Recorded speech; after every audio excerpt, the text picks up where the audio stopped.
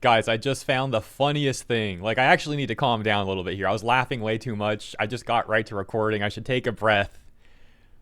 But you gotta see some of this. These are like Bethesda devs that got laid off.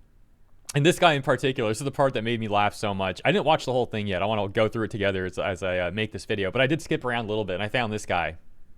And you'll see in a second.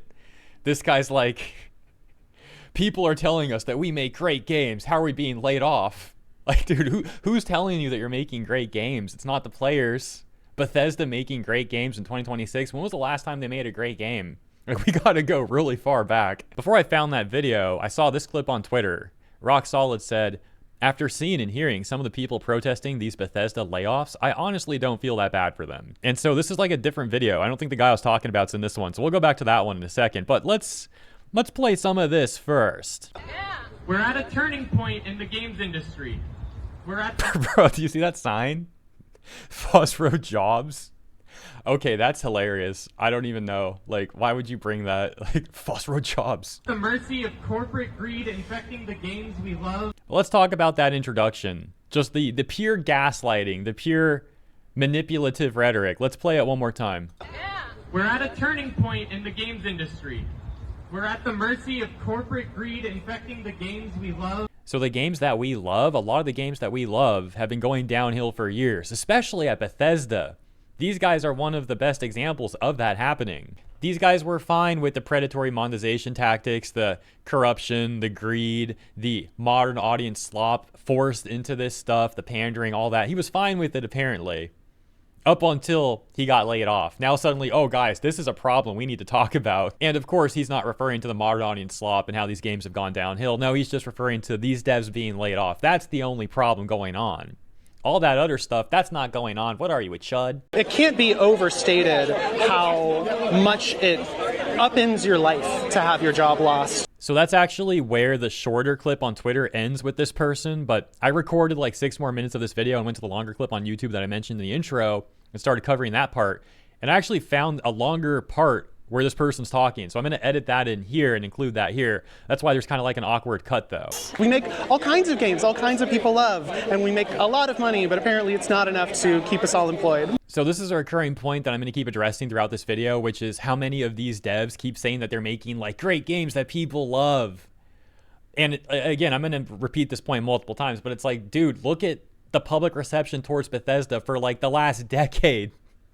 You might want to take a look at that. If you're really delusional enough to think that players, they just love these games, everyone loves these games, go ahead and take a look at the actual discourse, the actual data, because that talking point of, yeah, current Bethesda is making games that people love, yeah, that's really not going to go so well for you. I'm here as a Rockville City Council member and a gamer. Video games, the video game industry is extremely important. It's a very resilient industry overall. It does not lag in support among players, consumers.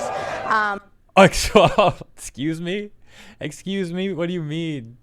It doesn't lag in support of players, consumers.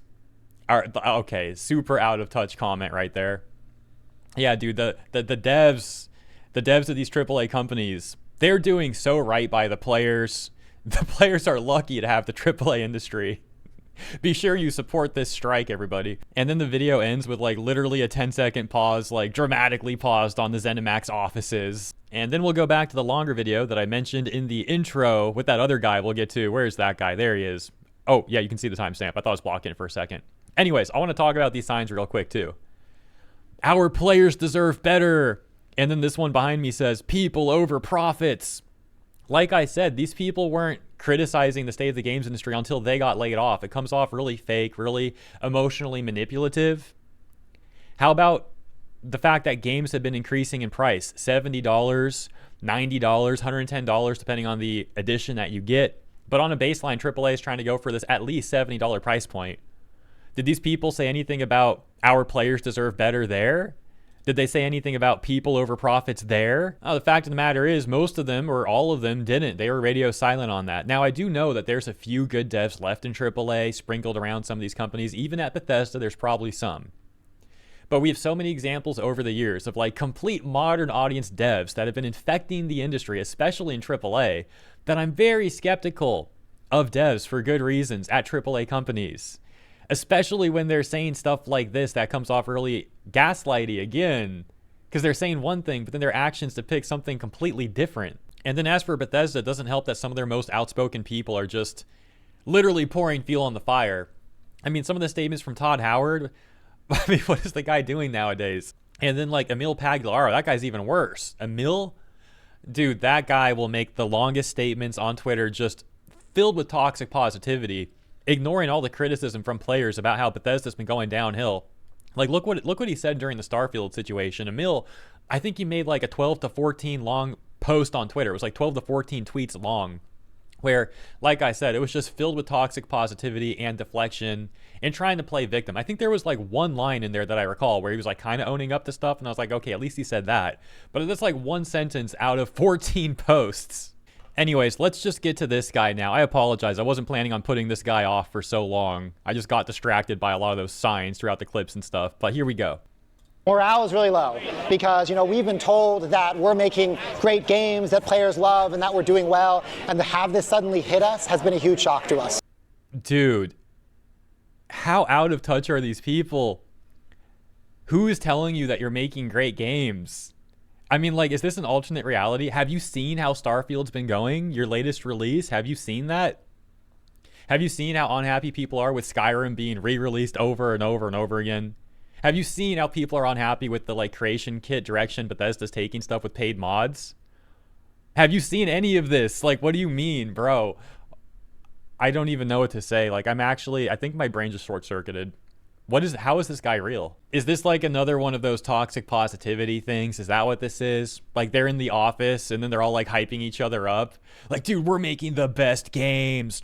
Everyone loves our games. We're Bethesda. We're the best. And then it's like outside of that, they never actually look into the public reception towards their games and the company. Like, is that what's going on here? Maybe that's it. I don't know. Or he's just like lying through his teeth or something. I have no idea. He didn't really come off like he was lying, though. It comes off like he actually believes that.